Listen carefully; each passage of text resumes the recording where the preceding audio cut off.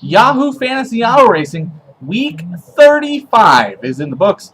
The Tucson Racing League is in the books as well with the Kobalt Tools 500, which is actually 500 kilometers, from the Phoenix International Raceway, held this past Sunday up in Avondale, Arizona. Your race results from the event: Carl Edwards picks up the victory, ending a terribly long race winless drought. He was followed by Ryan Newman, the spring winner from this racetrack, Joey Logano in third, Greg Biffle fourth, and Jimmy Johnson making a huge points gain, coming home in fifth. Your point standings have never, ever been this tight this season, and it's the second closest chase among three drivers and the closest chase from first to second in league history. So, point standings: Denny Hamlin leads the points by just 15. That's the difference of 2 positions on the racetrack, and depending on what happens with leading laps and leading the most laps with bonus points, it could be the difference between first and second on Sunday at the Homestead Miami Speedway. And sitting third, the dark horse, not so dark of a horse, Kevin Harvick, is 46 points out of the lead, and that would be the difference of about 6 to 7 positions depending on where they are on the racetrack. So Harvick still has just as good a shot as Hamlin and Johnson are coming home the victor on next Sunday at the Homestead Miami Speedway for the Ford 400. Getting back to the Phoenix race, the Kobalt Tools 500, the race notes from the event: Carl Edwards won the event, also started on pole. Edwards had the dominant race car all weekend long, and rightfully so, wound up coming home the victor. Lap 2 was the first caution of the race. Very quickly, Brendan Gaughan, driving the number 71 machine, which currently sits 35th in owner's points and is the final team that would be automatically locked in on qualifying day. That team wrecks out early thanks to Brendan Gaughan's miscue, and that team went straight to the garage. They actually lost quite a few points to the number 38 team, driven this week by Travis Kvapil. That 38 car has to qualify on time every Friday, but if they can make it to 35th in points before the end of the season, they'll be locked in for the first 5 races of next year. So that's certainly a race that those 2 teams will be paying attention to. Fortunately, though, not much impact on Yahoo Fantasy Auto Racing. Kurt Busch would acquire the lead on lap 7. He had a dominant car early in the event, while Hamlin and Harvick made a mad dash for cash on their way to the front. Hamlin and Harvick both started mid-pack and passed cars like no other. By lap 15, Hamlin had moved from 17th to 9th, and Kevin Harvick by lap 18 had passed 11 cars himself. Edwards would claim the lead once again on lap 28. Lap 59, there was the second yellow of the race. Brad Keselowski brought out caution by blowing a tire and hitting the wall, and his day was over. Denny Hamlin then took the lead back on lap 66. That was followed by an incident on lap 80 where Jamie McMurray, running very poorly, sitting 28th in the running at the time, slapped the wall and knocked his spoiler loose. A very unusual situation. His spoiler was actually dangling from the back of the car. Another unusual thing, you'll want to definitely YouTube this: Casey Kane actually left pit road with the gas can latched to his spoiler. That, of course, meant that he had to come back down pit road and drop off that gas can.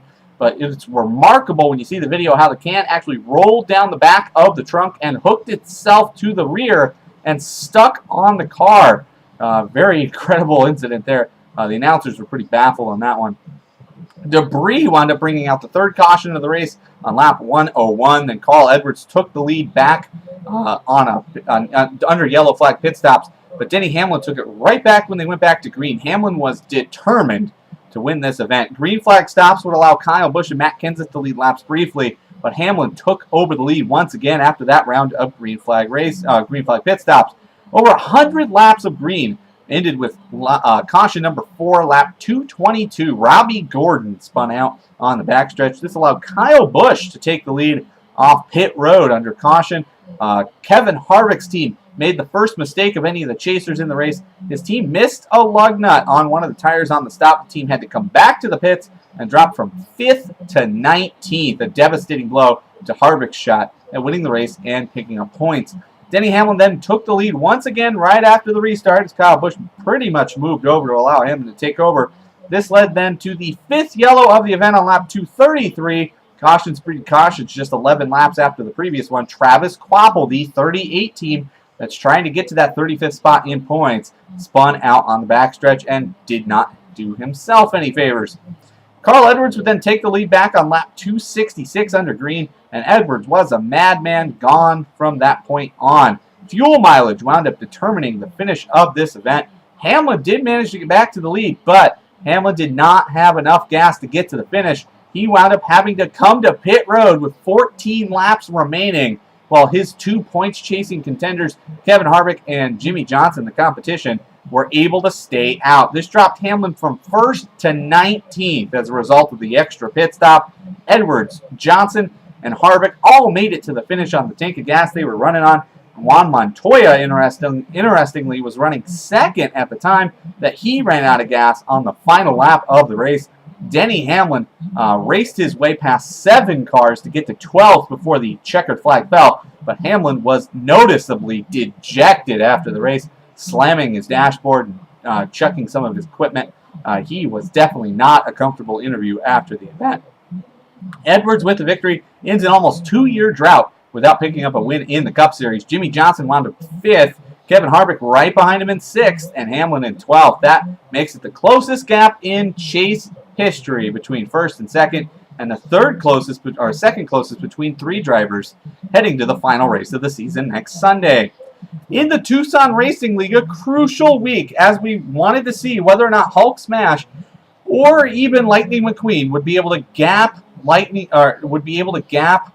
High, Wide, and Handsome in order to try to make things interesting next week in the final race of the season. And with their 6th win of the victory, 6th win of the season, Lightning McQueen did all they could to try to make up some ground, finishing with 284 points, a rather low score, but definitely the victor this week by 32 points. As Lightning McQueen wound up with 3 drivers in the top 12, Joey Logano 3rd, Jamie McMurray, who battled back to 10th, picking up the Lucky Dog Free Pass Lap Down Award twice during the event, and then Denny Hamlin finishing 12th. Eric Almirola out of Group C wound up 27th. Second this week, Hulk Smash also did what they needed to do to try to make up some ground on High, Wide, and Handsome by defeating them this week, but only 252 points, finishing 32 points out of first. Just 2 drivers in the top 12, Joey Logano and Denny Hamlin. Then also starting Eric Almirola. These 2 teams, Lightning McQueen and Hulk Smash, actually used 3 of the same drivers. The difference being McQueen started McMurray for 10th. Hulk Smash started David Rudiman, who finished 26th. Third this week and continuing to have a very impressive fall season, Kane Rules with 241 points, finishing 3rd. 43 points out of first place, but had 2 drivers in the top 10. Kevin Harvick in 6th and Kurt Busch in 9th. And then 2 drivers who had disappointing runs. David Rudiman 26th and Paul Menard in 28th. Fourth this week, the Wall always wins. The Wall needed a big points gain to try to hunt down Lightning McQueen for 3rd and did not get it, finishing 51 points off the pace. Jimmie Johnson, the only driver in the top 15 for the Wall, finishing 5th. Then C driver A.J. Allmendinger 18th, Clint Boyer disappointing 21st, and David Rudiman in 26th. 5th this week, rounding out the top 5, Greek Thunder, who continues his free fall in the standings, finishing with just 228 points, 56 off the pace. No drivers in the top 10. Best driver was Kyle Busch in 13th, then Dale Earnhardt Jr. 14th, Jeff Burton 19th, and Paul Menard in 28th. 6th this week was your points leader. Could not have finished basically could not have had a worse day, considering that the team needed a pretty good finish to try to lock up the title. Finishing with just 1 driver in the top 12, that was Denny Hamlin in 12th. This team finished with 224 points total, a very low score, 60 points off the pace, basically giving up 60 points to Lightning McQueen and an additional 30 or so to Hulk Smash.